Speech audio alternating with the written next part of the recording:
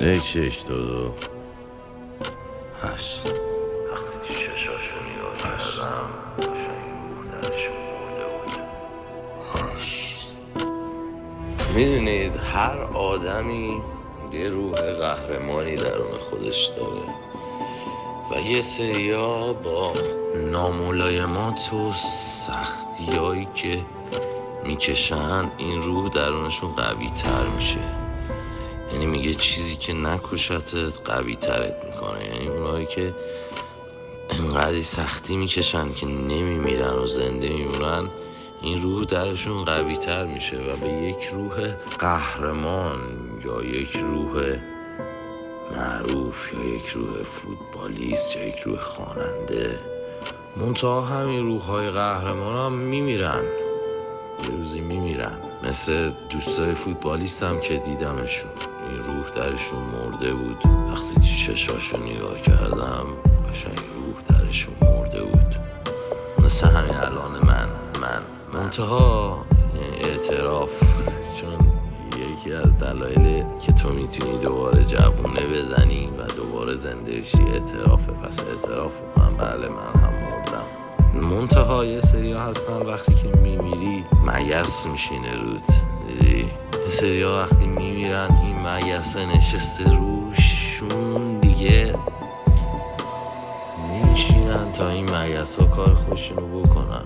ولی یه سری هستن یه عشقی، یه انگیزه‌ای، یه کسی که منتظرشونه، یه انتظاری باعث میشه که این یهو خودشونو یه تکون میدن، سر و کله رو شونه رو یه تکون میدن، این مگسا بلند میشه و دوباره بلند میشن کار انجام میدن. من چون از بچگی خودم رو دوست داشتم، جلو آینه که وای میستم میبینم این امیر تتلو که من دوستش داشتم داره خراب میشه، لاغر شده. آهنگایی که خودم طرفدار شعرام و آهنگم بودم میبینم یه چیزی که ساختم اون نیست. میفهمم مگس نشسته روم، خودم رو یه تکون میدم و بلند میشم و از طبیعت سپاسگزارم که این قدرت رو به من داده و حتی از پدر مادرم سپاسگزارم که من با سختی بزرگ کردن که من بتونم امروز این قدرت رو داشته باشم. ولی یه سری هستن که این مگس روشون میشینه دیگه بلند نمیشن، در صورت که مهمترین لحظه تو زندگی آدما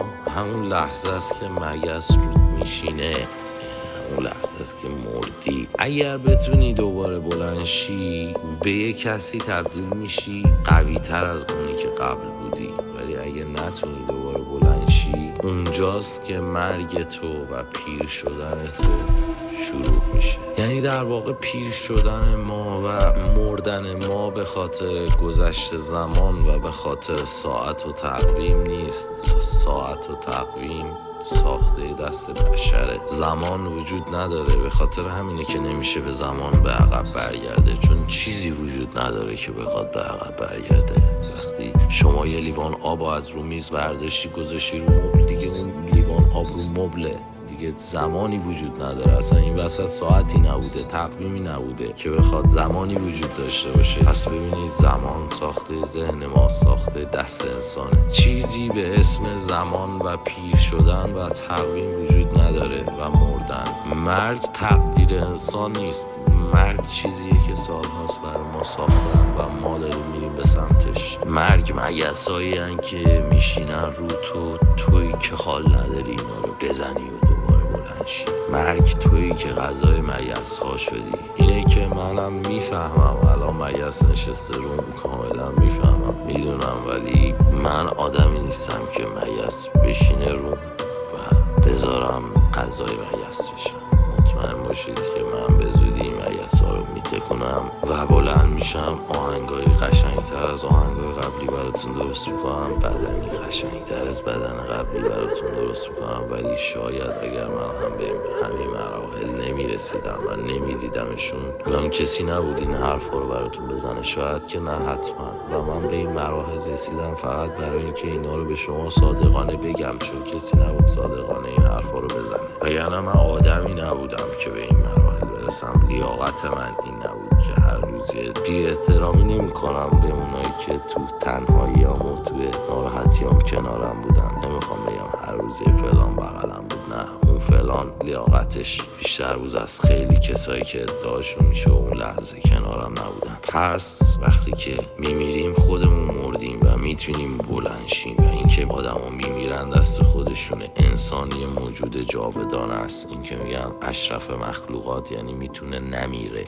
اینکه ما میتونیم بمیریم و میمیریم تقصیر خودمون و تقصیر کساییه که چیز یاد ما دادن. هر انسانی قرار نیست بمیره. ما میتونیم زنده بمونیم هر چند سالی که بخوایم، هر چند سالی که به درد بخوریم.